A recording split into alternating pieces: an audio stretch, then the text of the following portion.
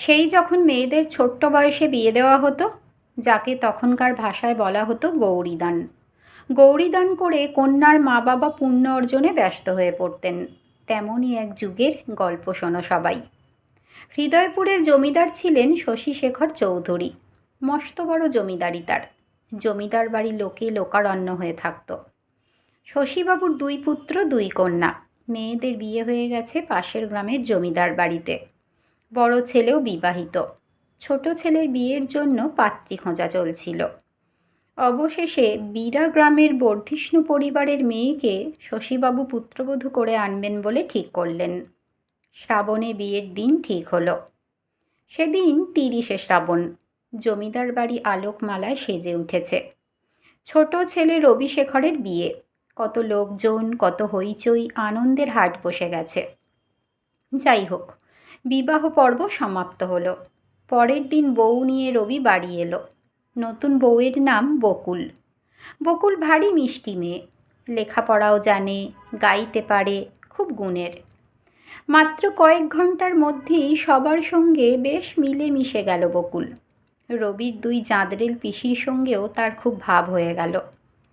জন্মের পর থেকেই রবি দেখে আসছে এই 2 বিধবা পিসিকে তার বাবার আশ্রয়ে থাকতে। সেসব নিয়ে ও কোনোদিন মাথা ঘামায়নি।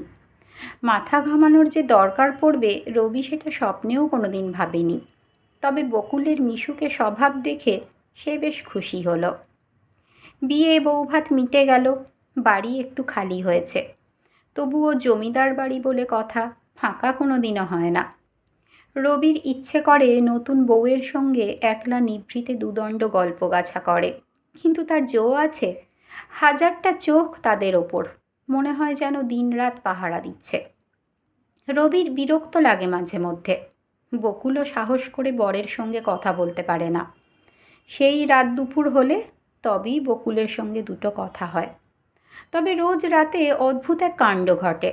রাতে যখন বকুল আর রবি ফিসফিস করে মনের কথা, প্রাণের কথা বলে, তখন দরজার বাইরে খসখস করে আওয়াজ হয়। ব্যাপারটা বকুলও লক্ষ্য করেছে। সেদিন হলো কি, আকাশে পূর্ণিমার চাঁদ উঠেছে। ভেজা ভেজা হাওয়া দিচ্ছে। রবি পুবের জানালাটা হাট করে খুলে বকুলকে বলল, বউ, একটা গান শোনাও না।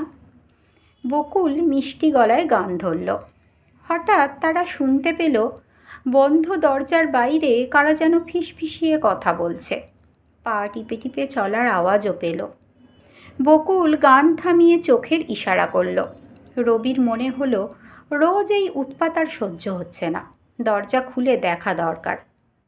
পা টিপে টিপে গিয়ে সে নিঃশব্দে হঠাৎ করে দরজাটা খুলে দিল। ব্যাস, সদু পিসি আর মধু পিসি শটান ঘরের মধ্যে। তারা যে দরজায় কান পেতে নবদম্পতির প্রেমালাপ রোজই শোনে, বেশ বোঝা গেল। বকুল ততক্ষণে ঘরে নিভু নিভু আলোর শিখা উস্কে দিয়েছে। 2 পিসি থান দিয়ে মাথা মুখ ঢাকবে না কি করবে তাই নিয়ে থতমত খেয়ে বিচ্ছিরি অবস্থা। পালাতে পারলে বাঁচে। রবি কিছুই না বলে তাকিয়ে রইল তাদের দিকে। বকুল পরিস্থিতি সহজ করার জন্য বলল, পিসিমা, কিছু বলবেন আপনারা? রাত হয়েছে তো, আপনারা ঘুমিয়ে পড়ুন। পালিয়ে বাঁচল দুজনে। ওরা চলে গেলে পরে বকুল রবিকে বলল, তুমি ওদের আর কিছু বলো না। বাল্য বিধবা ওনারা। সংসারের সাধ্য কোনো দিন পাননি, তাই হয়তো এমন করেছেন। কাল আমি ওদের সঙ্গে কথা বলে সব ঠিক করে নেব। ওনাদের মনের গভীরে কতখানি দুঃখ জমে আছে কেউ বোঝে না। তোমার দাদু গৌরী দান করেছিলেন পুণ্য অর্জনের লোভে, কিন্তু পিসিমারা কোন পাপের সাজা পাচ্ছেন বলো তো?